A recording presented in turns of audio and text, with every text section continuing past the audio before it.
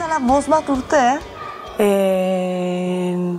ikasle baten aurkako eraso bat eman zan, eta horren harira eskolan egin genuen eskuartze bat, bai ikaslekin eta bai gurasokin.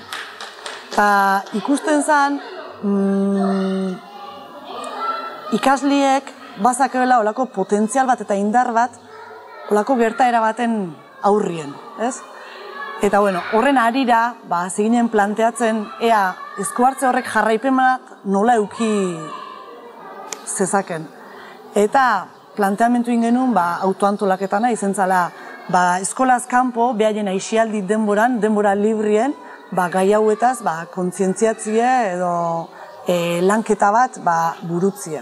Maremore talde bezala zizan, oin dela 5 urte, eraso bat eman zanin azpeitin, eta horren harira hasi ginen talde bezala lanketak eta egiten, lehenengo kanpoa behira, pasabidie marraztu, gune ilunen bila junginen bizikletakin, eta gero udaletxa gainare bialdu genuen eskaera bat, gune ilun horietan argilek jartzi hongo zan, eta hori lortu genuen.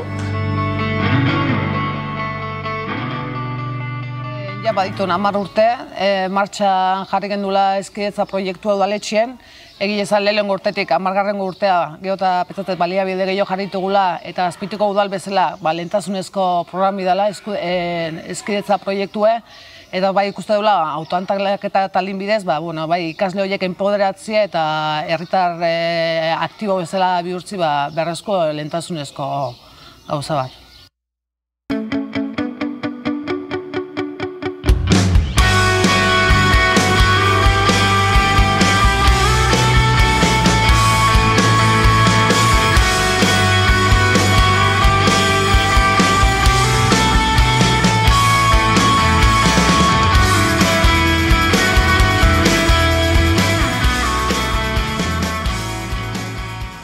Guretzat, masustako, niretzat behintzat, kriston garrantzizko izen da, azteko kontzientzia bat hartzeko gaur egun nola dagoen situazioe, genero ikuspegitik, hau da, emakume eta gizonen arteko erlazioek, eta bestalde, gure burukiko, pixka da, intrapertsonalo, ze harreman dazkeun da ikusteko.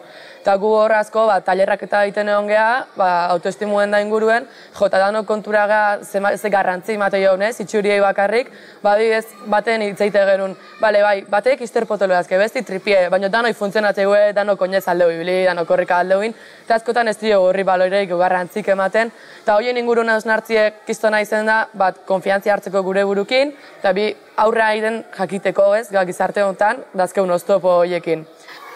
Emakume bezala nahi talde honek egitezan asko aportait, porque iruditzezat, ez dakit, machismo hori gehiago ikustetela, ez dakit, neure fuertio izeten zaudit, hori balio izen dit, ez dakit. Eta gehu talde bezalare alkar apoiatzen. Gizon taldio da, gizon, dana bat irauta ondo, bez zentro bat. Maila pertsonalien ohartzie bakoitzek daken potentzialaz, hori kolektiboa ematie, eta talde bezala edo emakume bezala elkartasun horrektan egin dezakeun indar hortaz jabetzia. Pertsonaletik abilauta, baina kolektiboako salto hortan, nik uste hori da autoantolaketan altxorra.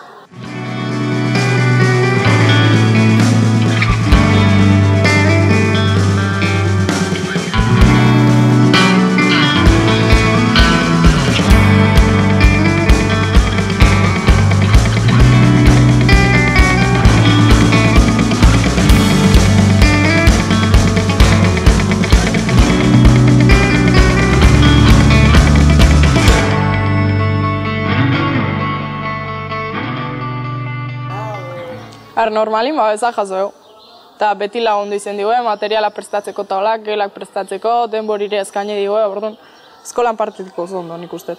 Horrek eskolaen ze aportatzen, aportatzen izkizu, derrepente, DBH-an ikasle emakume empoderatu batzuk, eta horrek nik ustet eragin zuzena dakala, gelan bertan edo maila bertan edo ikastetxe bertan, autoantolaketan ez dauden besteengan eragin handia dakaz, derrepente diskurtsua ez da etortzen harremanitzeko begirale batzungandik edo beste irakasle batzungandik diskurtsoa etortzea behaien pareko beste ikasle batzungandik. Orduan horrek askozen eragin handio daka nire ustez beste ikasleengan, eta baita ikaslengan aparte irakasle hongan. Derrepente ikuste dituzu ikasle emakume empoderatu batzuk feminismo hitzakin ez dakena beldurrek eta feminismo mugimenduan aurrea hor dabiltzana bueltaka, eta derrepente irakasle bezalare bai eragin handia dakala. Nik lehen parte hartu dutenengan hori ikusi dut batez ere emakume bezala, orain arte parte hartu dutenak gehiengoa emakumeek izan dilako, hartzen duten kontzientzia maila eta enpoderatze hori gauzatuta ikusietelako eta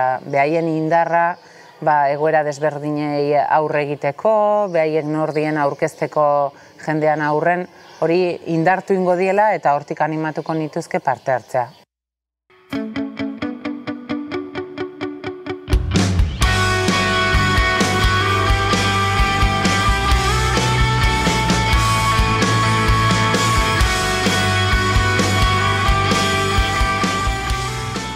Nire kasuen, justu horrek eman diten inderrakin da, borrokatzeko indiketako gehiago eman dit, eta aurten sortuan basanderiek asamblea feministean parte hartzeko gogo jarri dit, eta hoain aigea barne formakuntza bat iten gehu berrile dalako, eta ikusteko zerren aurkan nahi deun jardun eta hola, eta baita ere kanpoa behira topea igalanin, zoze gertatzen bakoitzin kontzentrazioek iten, martxoak 8 bat antolatzen eta hola. Lehenengo pauzu izin dela autoantolaketa atzenin basanderiek da holako taldietan segitzeko. Beste askoke igual emakume txokunda zeuden tailerretan da puntatzen hasi zin, autodefentsa adibidez, eta horreke bakoitzei lagundu dio atzenin da.